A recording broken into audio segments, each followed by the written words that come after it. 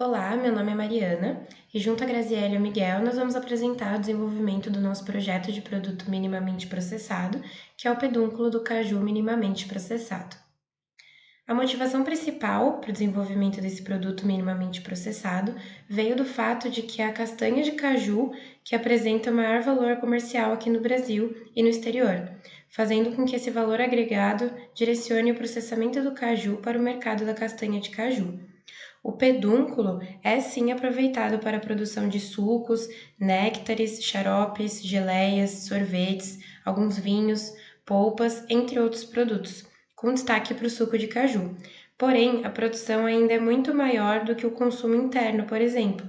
Dessa forma, podemos observar que, com o destaque da matéria-prima voltado para a castanha, o pedúnculo se encontra em estado de subutilização ou baixo aproveitamento, considerando o elevado nível de perdas e descartes anuais.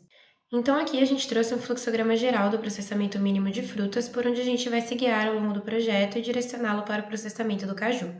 E para isso, já é importante destacar a inserção de uma etapa importante no processamento do pedúnculo do caju, que é o descastanhamento, já que o pedúnculo e a castanha possuem delineamentos de processos diferentes. O processo vai ser detalhado mais à frente. Primeiramente, para a colheita do caju, os principais indicadores da maturação plena do pedúnculo são a coloração, que pode oscilar entre uma cor mais amarelada e uma cor mais avermelhada, de acordo com o tipo ou clone do caju, o tamanho, que deve ser máximo no estágio ideal de colheita, e a firmeza, que diminui ao longo do amadurecimento até um determinado limite, para que a polpa atinja uma característica tenra, sem que processos de deterioração estejam presentes ali. Além disso, no momento ideal de colheita, uma leve torção manual do pedúnculo já é o suficiente para que o caju se desprenda do cajueiro. Essa é uma etapa simples, mas bastante importante para uma colheita correta, já que o caju é um fruto não climatério e, portanto, caso ocorra uma resistência no momento de desprender o fruto da planta, isso significa que o caju ainda não alcançou sua qualidade máxima para o consumo. Também é ideal que a colheita seja realizada durante os horários em que as temperaturas são mais amenas, para que os pedúnculos não sofram com os danos pelo calor, considerando o aumento da taxa de respiração caso sejam submetidos a altas temperaturas ou à exposição direta ao sol. E por fim, é importante evitar que ocorram danos mecânicos no pedúnculo durante a colheita. A delicadeza da estrutura dos cajus maduros exige um manuseio cuidadoso do fruto e a utilização de caixas de colheita adequadas para o repouso do fruto, fazendo com que ferimentos, cortes e depreciações sejam evitados. O descastanhamento, então, é a retirada da castanha do caju do pedúnculo e pode ser realizado de forma manual, com uma leve torção da castanha, através do estrangulamento da base da castanha próxima ao pedúnculo com o auxílio de um fio de nylon, ou através de um descastanhador, um equipamento operado manualmente e com uma rápida separação da castanha do pedúnculo. É importante frisar também que este procedimento pode ser realizado ainda no campo, em galpões, ou após o transporte dos cajus colhidos para o local de processamento. De qualquer forma, com o descastanhamento sendo realizado no campo ou no local de processamento, é realizada, antes da saída dos cajus para o local de processamento, uma etapa de pré-seleção das matérias-primas, para evitar que pedúnculos verdes ou com sinais de deterioração sejam encaminhados para o processamento e para que os pedúnculos em desconformidade com o processamento mínimo, sejam em tamanho, formato e coloração, também não sejam encaminhados para o processamento. Nessas últimas condições, caso os pedúnculos estejam sadios e não apresentem sinais de deterioração, o que inviabiliza o consumo humano, eles podem ser destinados a outra forma de processamento, como para elaboração de sucos ou polpas, por exemplo, caso estejam dentro das especificações que a produção de sucos demanda, como os graus BRICS, por exemplo. Em seguida, passamos para a etapa de transporte dos pedúnculos colhidos do campo para o local de processamento. Este transporte é feito nas próprias caixas plásticas utilizadas para a colheita, com o cuidado de se garantir que haja um revestimento de espuma interno no fundo das caixas, com os cajus dispostos em uma única camada em cada caixa, para evitar quaisquer danos à matéria-prima. As caixas são então empilhadas no veículo de transporte, já que a altura e a estrutura geral das caixas permite a ventilação e evita o contato entre os pedúnculos de uma caixa com o fundo da caixa disposta acima, evitando danos mecânicos. Além disso, também é essencial que o condutor do veículo evite altas velocidades durante o percurso, bem como choques e solavancos que atribuam danos mecânicos aos cajus. Com a chegada no local de processamento, é realizado o descarregamento manual das caixas para recepção pela indústria, e é realizada uma nova etapa de seleção em uma mesa de aço inoxidável para que seja realizado o descarte de possíveis pedúnculos verdes ou estragados que possam ter vindo acidentalmente do campo, e a separação de pedúnculos que apresentem ferimentos e danos mecânicos gerados durante o transporte, ou então características inadequadas e não características para o processamento mínimo, como o tamanho, o formato e a coloração. E a partir disso são produzidos lotes uniformizados dos pedúnculos para o início do processamento, com o cuidado de manter sob refrigeração em câmara fria os cajus que já passaram pela seleção e aguardam o processamento. Então, após a recepção, a pesagem e também a seleção, como a Mari mencionou anteriormente, é realizado em um tanque por imersão sob água corrente, uma lavagem para remover as sujidades mais grosseiras que estão aderidas ao fruto. A utilização da água corrente nessa etapa é muito importante para que se reduza a carga microbiana das superfícies, por isso é indicado que também verifique a qualidade microbiológica da água para que a própria água não seja uma fonte de contaminação. Esta operação deve ser realizada dentro do tempo de 10 minutos.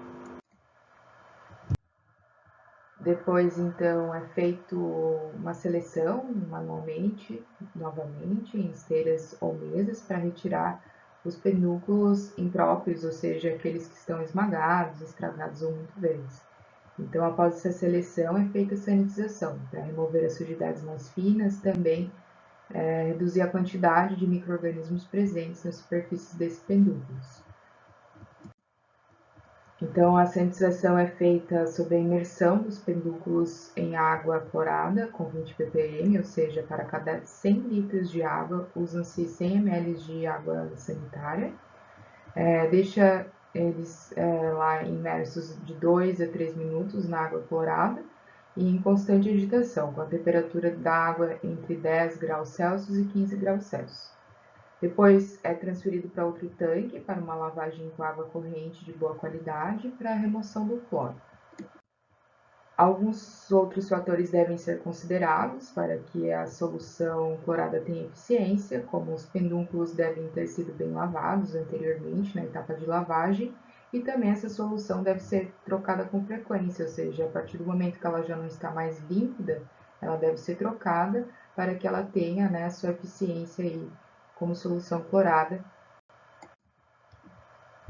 Então, após todas as etapas mencionadas anteriormente, o pedúnculo ele está próprio para sofrer o processamento.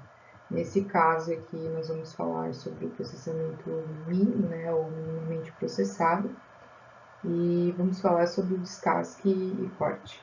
Essa é uma etapa muito crítica na linha de processo, necessitando de um rigoroso controle de higiene no ambiente, como a limpeza, desinfecção e o uso de equipamentos bem afiados.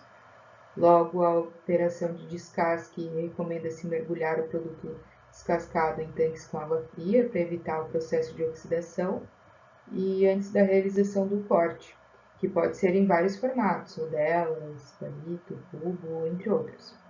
Neste caso, também deve-se ter maiores cuidados no sentido da adoção de medidas preventivas, né, para o controle deste processo, como a cadeia de frio.